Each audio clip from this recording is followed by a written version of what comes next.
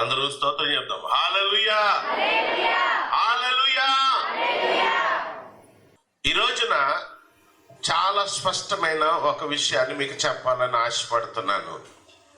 అదేంటంటే, ఈ లోకంలో చాలా మతాలు ఉన్నాయి, మత ప్రవక్తలు ఉన్నారు, దేవుడని చెప్పుకుంటున్న వాళ్ళు ఉన్నారు. భాషలు వేరైనా, పదాలు వేరైనా, చక్కగా ఎంత చక్కగా మాట్లాడినా వాళ్ళందరూ చనిపోయారు, సమాధి చేయబడ్డారు. ఇప్పుడు మనం వెళ్ళి ఆ మట్టయిపోయిన ఆ సమాధిని మనం చూడొచ్చు, ఏ మతమైనా సరే. కానీ ఈ ప్రపంచంలో ఒకే ఒక సమాధి ఖాళీగా ఉంది. యేసుక్రీస్తు వారు ఈ లోకానికి వచ్చారు. 30 సంవత్సరాల వయసు వచ్చే వరకు ఇంటికి ఒక కుమారుడిగా, తండ్రికి ఒక కొడుకుగా కుటుంబాన్ని పోషించి కష్టపడి పనిచేసి ఆ పేదర కుటుంబానికి ఒక బిడ్డగా ఉన్నాడు. 3.5 సంవత్సరాలు ఆయన అద్భుతాలు చేశాడు, ఆశ్చర్యకార్యాలు చేశాడు, స్వస్థ కార్యాలు చేశాడు. పరలోక దేవుని ప్రేమ ఈ లోకానికి పరిచయం చేయడానికి ఎలా అవసరమో అన్ని రకాలుగాను ఆయన బోధనలు చేశాడు, అద్భుతాలు చేశాడు. చనిపోయిన వారిని తిరిగి లేపాడు. చివరికి ఆయనను అన్యాయంగా మరణశిక్ష విధిస్తే ఆయన సిలువలో తనకంటూ ఏమీ ఉంచుకోకుండా, తన శరీరంలో ఒక్క రక్తపు బొట్టును కూడా ఉంచుకోకుండా, తన శరీరంలో కొంచెం కూడా శక్తిని దాచుకోకుండా మన కోసం తన శక్తిని అంతటిని, తన రక్తాన్ని, తన ప్రాణాన్ని అర్పించేశాడు. యేసుక్రీస్తు వారు సమాధి చేయబడ్డారు. ఇవన్నీ యేసుక్రీస్తు వారు పుట్టక ముందే 400 సంవత్సరాల క్రితం. ఇప్పుడు యేసుక్రీస్తు వారిని వ్యతిరేకిస్తున్న యూదుల ప్రవచన గ్రంథాలలో చాలా స్పష్టంగా యేసుక్రీస్తు వారు ఎలా పుడతారు, ఎక్కడ పుడతారు, ఎలా చంపబడతారు, ఆయన ఎన్ని అవమానాలు భరిస్తారని ముందుగానే యూదుల ప్రవచన గ్రంథాల్లో రాయబడ్డాయి. ఆయన సమాధి చేయబడ్డాడు. 3వ రోజున, ఈ రోజున తెల్లవారుజామున 4:30 గంటలకు ఆ చనిపోయిన శరీరంలోకి ప్రాణం వచ్చిందండి. హల్లెలూయా, హల్లెలూయా. ఆ వస్తున్నప్పుడు ఒక రకమైన కిరణ ఫోటోసింథసిస్, కిరణజన్యం అనేది జరిగింది. ఆ ప్రాణము ఆ శరీరంలోకి ప్రవేశించినప్పుడు ఆ శరీరానికి చుట్టిన ప్రేత వస్త్రానికి, ఆ శరీరానికి సంబంధించిన ప్రింట్లు పడ్డాయి. ఈ రోజుకి కూడా మనము ఆ యేసుక్రీస్తు వారి శరీరానికి చుట్టిన ప్రేత వస్త్రాన్ని మనం చూడొచ్చు. ఆయన శరీరంలో ఎన్ని గాయాలైనవి, ఆయన తలలో ఎన్ని గాయాలైనవి, ఆయన శరీరానికి ఎలాంటి వాసం మేకులు దిగ్గొట్టారో అవన్నీ ఆ వస్త్రాన్ని చూస్తే తెలుస్తాయి. హల్లెలూయా. ప్రభునందు ప్రియమైన సహోదరి సహోదరులారా, ఈ రోజున ఒక వ్యక్తి నేనే దేవుణ్ణి అని చెప్పి అమెరికాకు దగ్గరలో ఉన్న ఒక దీవిలో రామరాజ్యం అని పెట్టి, రామడాలర్లను పెట్టి ఏయో చేస్తున్నాడు. అతని తల్లిదండ్రుల జీవితం ఏంటి, అతను యవనస్తుడిగా ఉన్న అతని పరిస్థితి ఏంటి, ఈ సినిమా యాక్టర్లు అందరూ వాడి దగ్గరికి ఎందుకు వెళ్తున్నారు, అది వేరే చరిత్ర, మనకు అక్కర్లేదు. కానీ యేసుక్రీస్తు వారి గురించి ఆయన పుట్టక ముందే 400 సంవత్సరాల క్రితం అన్ని సవివరంగా ప్రవచన గ్రంథాల్లో రాయబడ్డాయి. రాయబడినట్టుగానే ఆయన 30 సంవత్సరాల వయసు వచ్చే వరకు ఒక ఇంటికి కొడుకుగా, ఇంటిని పోషించే బాధ్యతాయుతమైన కొడుకుగా వ్యవహరించాడు. 3.5 సంవత్సరాలు ఆయన అద్భుతాలు, ఆశ్చర్యకార్యాలు చేశాడు. ఆయన చనిపోయాడు, తిరిగి లేచాడు. ఒకసారి కాదు, 40 రోజుల పాటు అనేక సందర్భాల్లో శిష్యులకు కనపడి వారితో మాట్లాడి వాళ్ళని బలపరిచాడు. ప్రభునందు ప్రియమైన సహోదరి సహోదరులారా, ఈ ప్రపంచంలో ఇతర మతాలు, అది ఏ మతమైనా సరే, ఇతర మతాలకి మనము నమ్ముతున్న యేసుక్రీస్తు వారికి, ఇతర మతాలలో ఉన్న దేవుళ్ళకి ప్రవక్తలకి మనము నమ్ముతున్న యేసుక్రీస్తుకి ఒక్క తేడా ఏంటంటే, ఈయన ప్రేమమూర్తి. తనలో ఉన్న ప్రేమనంతటినీ లోకంలో పంచాడు ఆయన. ఆ ప్రేమ కోసమే సిలువలో మరణించాడు. ఆ ప్రేమ కోసమే, ఆ ప్రేమ ఉద్యమాన్ని కొనసాగించండి. ఇదిగో నేను మిమ్మల్ని ప్రేమిస్తున్నాను, మీకోసం బలియాగం అయిపోయాను, ఇదిగో మరణించాను, తిరిగి లేచానని ఈ ప్రపంచానికి ప్రేమ అవసరమై ఉంది.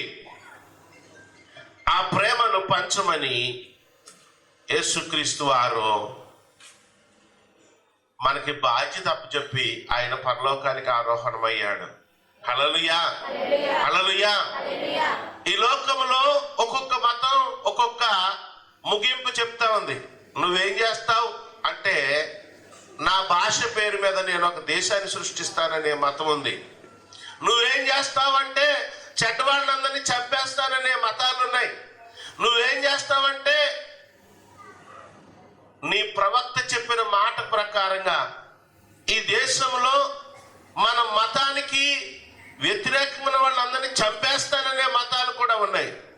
కానీ ఒక్క యేసుక్రీస్తు వారు మాత్రమే పరలోకములో ఉన్న దేవుని ప్రేమను ప్రకటించడానికి పుట్టాడు, జీవించాడు. 3.5 సంవత్సరాలు ఆయన సేవ చేశాడు, అద్భుతాలు ఆశ్చర్యకార్యాలు చేశాడు. ఆ ప్రేమను వ్యక్తం చేయడానికే శిలువలో మరణించాడు, సమాధి చేయబడ్డాడు, తిరిగి లేచాడు. తిరిగి లేచి తన శిష్యులను సిద్ధం చేస్తున్నాడు. ఏమని సిద్ధం చేస్తున్నాడంటే, ప్రేమించండి, ప్రేమను పంచండి, దేవుడు ప్రేమామయుడు, నేను మిమ్మల్ని ప్రేమిస్తున్నాను, మీరు నా దగ్గర నుంచి పొందుకున్న ప్రేమను ప్రకటించండి అని ఆయన ఒక బాధ్యత అప్పచెప్పి ఆయన పరలోకానికి వెళ్ళిపోయాడండి. హల్లెలూయా. ప్రభునందు ప్రియమైన సహోదరి సహోదరులారా, ఈరోజు యేసుక్రీస్తు వారు ఆయన ఎంత ప్రేమమయుడో, తన జీవితంలో ఎంత ప్రేమను వ్యక్తం చేశాడో మనం 45 రోజులుగా మనం ధ్యానం చేస్తూనే ఉన్నాం. గెత్సెమనే తోటలో ఆయనను బంధించడానికి వచ్చినప్పుడు ఆయనే వెళ్ళి మీరు ఎవరి కోసం ఎదుగుతున్నారని నన్ను అడిగాడు. ఆయన ప్రేమ నిజమైందండి. అందరూ స్తోత్రం చెప్పండి. ఆ అర్ధరాత్రి వేళ చీకటిలో ఆయన తప్పించుకుని వెళ్ళిపోవాలంటే మార్గం ఉందంటారా లేదంటారా చెప్పండి, నోటితో చెప్పండి అమ్మా. ఉంది. కానీ ఆయనే ఎదురెళ్ళి ఎందుకు ఎదురెళ్తున్నాడు? ఆయన అమాయకుడా? ఆయన పిచ్చోడా? ఆయన తెలివిలేనోడా? అమ్మా జాగ్రత్తగా వినండి. మీలో ఎవరికైనా తెలివి కొద్దుగా ఉంటే యేసుక్రీస్తు వారిని అర్థం చేసుకుని మీరు చాలా తెలివైన వాళ్ళు అయిపోతారు. ఆయనలోనే ఈ ప్రపంచంలోని జ్ఞానం అంతా ఉంది. హల్లెలూయా. ఆయన ఎదురెళ్ళి మీరు ఎవరిని ఎదుగుతున్నారు అని అడుగుతున్నాడు. తన శిష్యులను ఎంతగా ప్రేమిస్తున్నాడంటే మేడగదిలో శిష్యుల పాదాలు కడుగుతూ వాళ్ళని కౌగిలించుకుని ముద్దు పెట్టుకుని తన ప్రేమను వ్యక్తం చేశాడు. తనలో ఉన్న ప్రేమలో ఉన్న తగ్గింపు స్వభావాన్ని శిష్యులకు పరిచయం చేశాడు. హల్లెలూయా.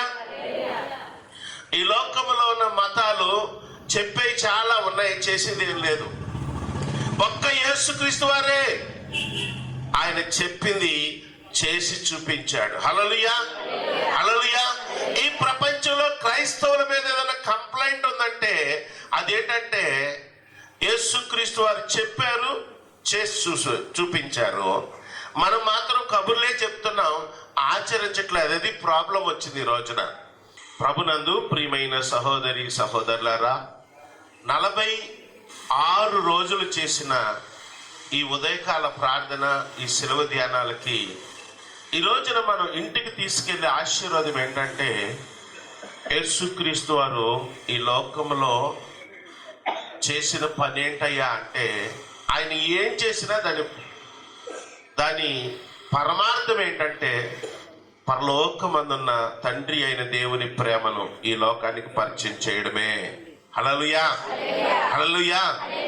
ఆయన రొట్టెలు చేప ఆహారంగా ఇచ్చాడు. అది ప్రేమను వ్యక్తం చేయడమే. ఇలాగ చూసుకుంటా పోతుంటే ఆయన అద్భుతాలు చేశాడు, ఆశ్చర్య కార్యాలు చేశాడు, చనిపోయిన వారిని తిరిగి లేపాడు, గుడ్డి వాళ్ళకి కళ్ళు ఇచ్చాడు, మగవాళ్ళకు నోరిచ్చాడు. ఇవన్నీ ఎందుకు చేశాడు అంటే మనిషికి అర్థమయ్యేలాగన పరలోకమందున్న తండ్రి అయిన యెహోవా దేవుడు మనల్ని ప్రేమిస్తున్నాడు అని తెలుసుకోవడానికి. హల్లెలూయా, హల్లెలూయా. యేసుక్రీస్తు వారి జీవితాన్ని 46 రోజుల పాటు మనం ఒక్కొక్క కోణంలో కొంచెంగా ధ్యానం చేసాం. మీరు ఈ రోజున ఇంటికి వెళ్ళేటప్పుడు ఇక్కడ నుంచి మీరు పట్టుకెళ్ళే ఆశీర్వాదం ఏంటంటే ఈ ప్రేమను, యేసుక్రీస్తు వారి ప్రేమను మీ జీవితంలో మీరు ఇతరులతో పంచాలి. అమ్మా, మనము దేవుడిచ్చిన ప్రేమను ఇతరులకు పంచడం ద్వారా మాత్రమే మనము ఆశీర్వదించబడతాం, మనము ఆధ్యాత్మికంగా ఎదుగుతాం. ఎందుకు ఈ మాట చెప్తున్నానంటే మనమందరము రకరకాల చర్చిలకు వెళ్ళేవాళ్ళము, దేవుని మాటకు విధేయులమై ఇక్కడ దేవుని వాక్యం కొరకు ఇక్కడికి వచ్చాం, మంచిదండి. కానీ మనము మన జీవితంలో యేసుక్రీస్తు వారు చెప్పిన మాట ప్రకారంగా ఈ లోకానికి ప్రేమ పంచుతున్నామా అనేది ప్రశ్న. ప్రభునందు ప్రియమైన సహోదరి సహోదరులరా, ఈ శ్రమల కాలాల ద్వారా మనము తప్పనిసరిగా జీవితాంతం కొనసాగించవలసిన విషయాలు కొన్ని ఉన్నాయి. అయ్యేంటి? ప్రపంచం తల్లకిందులైన తుఫాన్ వస్తున్నా, సునామీ వచ్చేస్తున్నా మనము తప్పనిసరిగా రోజుకి 3 సార్లు ప్రార్థన చెయ్యాలి. అవునా కాదండి?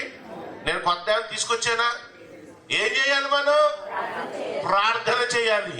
ఆ ప్రార్థనలో కూడా దేవుని ప్రేమ నువ్వు చూపించాలంటే కష్టాల్లో ఉన్న వారి గురించి, నష్టాల్లో ఉన్న వారి గురించి, అనారోగ్యంతో ఉన్న వారి గురించి, బాధలలో ఉన్న వారి గురించి పేరు పెట్టి స్పష్టంగా ప్రార్థన చేయాలి. హల్లెలూయా, హల్లెలూయా. మనం మనుషులము లోకంలో ఉన్నాం కనుక ఒక 5 నిమిషాల్లో దేవుడు దగ్గర నుంచి పొందుకున్న ప్రేమ అంతా వెళ్ళిపోతుంది, ఉండదు, అయిపోయింది. మరలా మనం తిరిగి ప్రేమను పొందుకోవాలంటే బైబిల్ చదవాలి. బైబిల్ చదవడం ద్వారా, బైబిల్ని ధ్యానం చేయడం ద్వారా, మన మనసును యేసయ్య దగ్గరికి తీసుకెళ్ళడం ద్వారా ఆయనలో ప్రవహిస్తున్న ప్రేమ మరలా మనలోకి వచ్చేస్తుందండి. నమ్మిన వాళ్ళందరూ స్తోత్రం చెప్పండి. హల్లెలూయా. ప్రభునందు ప్రియమైన సహోదరి సహోదరులారా, ఈ రోజున మనము వ్రతం చేశాము, మంచిది. తెల్లవారుజామున లేచాము, మంచిది. కానీ మనము ఈ ఆటతో అయిపోయింది, ఏదో అయిపోయింది, ఇంక చాలులే అని చతికిలు పడకూడదండి. భక్తిలో చాలా మంది ఇతర వ్రతాలు చేసేవాళ్ళు వ్రతం అయిపోగానే ఎంత నిష్ఠగా ఉన్నారో, వ్రతం అయిపోయిన మరుసటి రోజు లేదా వ్రతం అయిపోయిన సాయంత్రమో దానికి రివర్స్ అయిపోతూ ఉంటారు. దాంట్లో ఉదాహరణ నేనే. ఉపవాసాలు అయిపోయిన తర్వాత నా బరువు విపరీతంగా పెరిగిపోతూ ఉంటుంది. మంచిది కాదండి అలాగ ఉండడం.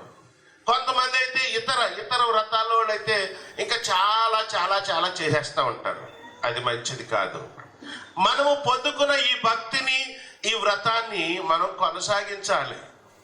అంటే ఉపవాసాలు కొనసాగించమట్లే, వ్రతాన్ని కొనసాగించమని చెప్తున్నాను.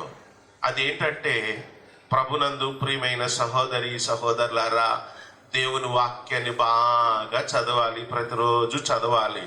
హల్లెలూయా, హల్లెలూయా. మీకు నేను ప్రార్థనలు, స్తోత్ర బలి అవన్నీ ఉన్న పుస్తకం ఇచ్చాను. నాకు అందిందన్న వాళ్ళు 800 పుస్తకాలు పంచిపెట్టాను నేను. నాకు అందిందండి ఆ పుస్తకం ఉందన్న వాళ్ళు చేతులు ఎత్తండి. సగం మంది దగ్గర ఉన్నాయి. మళ్ళీ ప్రింట్ చేయం.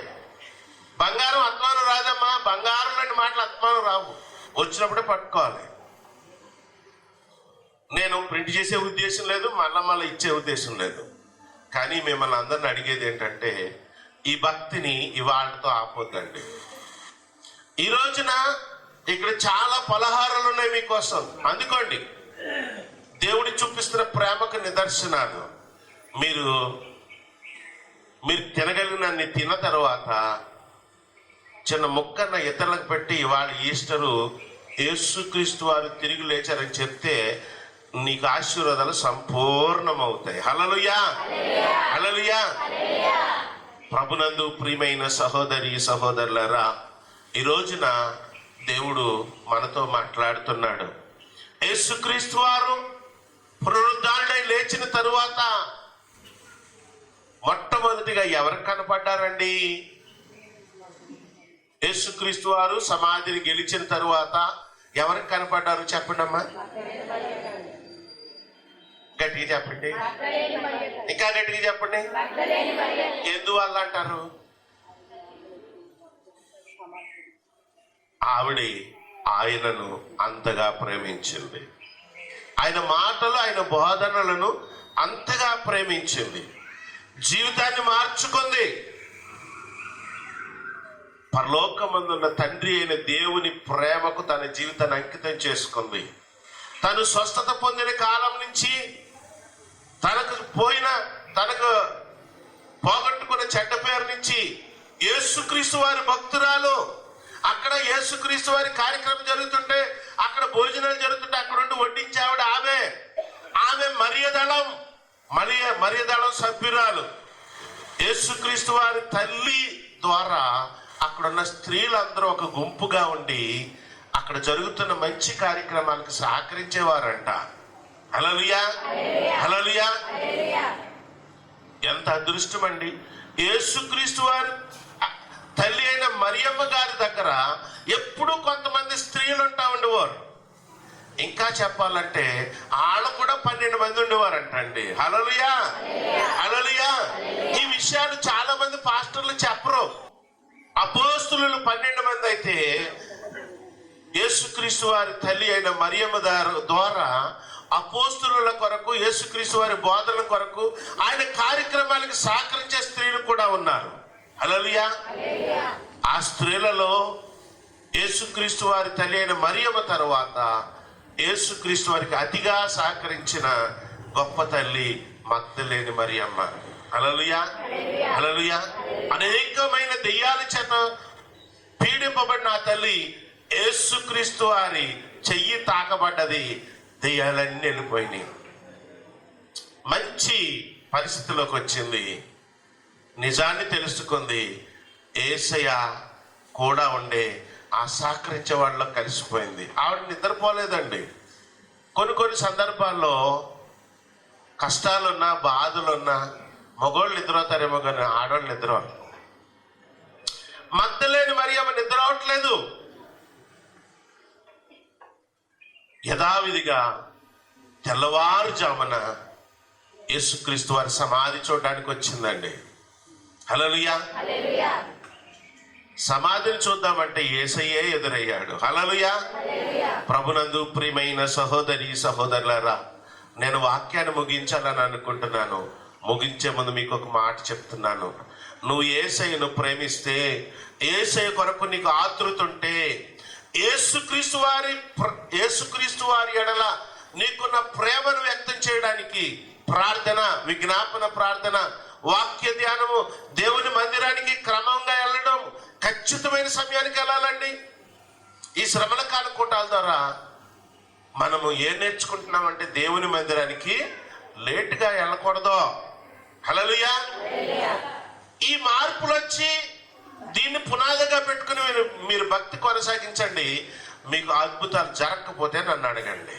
మీకు ఒక శుభవార్త ఏంటంటే, ఇది మొదలుకొని ఈ రోజు నుంచి ప్రతి ఆదివారం తెల్లవారుజామున, ప్రతిరోజు కాదండి, అయిపోయింది, ప్రతిరోజు అయిపోయింది, ఈ ఆట అయిపోయింది. ప్రతి ఆదివారం తెల్లవారుజామున ఇదే స్థలంలో 1 గంట సేపు 5 గంటల నుంచి 6 గంటల వరకు ఉదయకాల ప్రార్థన ఉంటుంది. ఆ ప్రార్థనలో ఉన్న ప్రత్యేకత ఏంటంటే, ఈ శ్రమల కాలాల్లో ఈ శిలువ ధ్యానాల్లో పంచిపెట్టిన ఇచ్చిన ఈ శాంపుల్ మాత్రమే. రాబోయే రోజుల్లో దేవుడు అనేకమైన విషయాలు, అనేకమైన ఆశీర్వాదకరమైనవి మనకి విస్తారంగా ఇవ్వబోతున్నాడు. నమ్మిన వాళ్ళు అందరూ స్తోత్రం చెప్పండి. హల్లెలూయా, హల్లెలూయా. ప్రపంచంలో బయట వాళ్ళకు దొరకని ఈ ప్రపంచంలోని గొప్ప గొప్ప భక్తుల నుంచి అనేకమైన ఆత్మీయమైన రహస్యాలు, మనము త్వరగా బాగుపడడానికి, మనము త్వరగా ఆత్మీయంగా ఎదగడానికి కావలసిన విషయాలు, ఈ బైబిల్లో ఉన్న ఆత్మీయ మర్మాలు, అనేకమైన విషయాలు ప్రతి వారము ఒక అరగంట సేపు మనము ధ్యానం చేయబోతున్నాం. హల్లెలూయా, హల్లెలూయా. ప్రభునందు ప్రియమైన సహోదరి సహోదరులారా, బైబిల్ మిషన్ కన్వెన్షన్కి నేను వెళ్ళినప్పుడు ఆ అమ్మగారు చెప్తున్నారు, ఇప్పుడున్న ప్రెసిడెంట్ గారి తల్లి గారు చెప్తున్నారు, మీరు ఇక్కడి నుంచి అక్కడికి ఇక్కడికి వెళ్ళొద్దు, తిన్నగా ఇంటికి రండి. ఇక్కడ ఆశీర్వాదాలు పొందుకున్నారు, దేవుని అభిషేకం పొందుకున్నారు.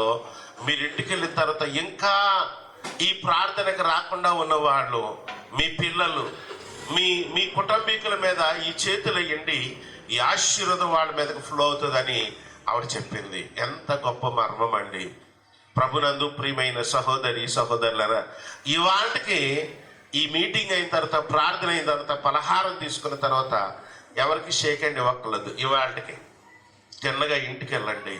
ఇక్కడ ఈ వ్రతంలో ఆఖరు రోజున దేవుడు కుమ్మరిస్తున్న అభిషేకాన్ని మీరు మీ ఇంటికి తీసుకెళ్ళండి. హల్లెలూయా, హల్లెలూయా. ప్రభునందు ప్రియమైన సహోదరి సహోదరులారా, ఇమ్మానుయేలు దేవుడు, సదాకాలము మనతో ఉంటానని చెప్పిన దేవుడు పరిశుద్ధాత్మ ద్వారా ఈ రోజున మన ఇంటిలోకి ప్రవేశించి, ఎంతవరకు మనం క్రైస్తవులమే, మనం భక్తి చేస్తున్నాం కాదంటలేదండి, కానీ దేవుడు ఈ రోజున ఒక ప్రత్యేకమైన అభిషేకాన్ని నీ ద్వారా నీ ఇంటిలోకి పంపబోతున్నాడు. నమ్మిన వాళ్ళు అందరూ స్తోత్రం చెప్పండి. హల్లెలూయా,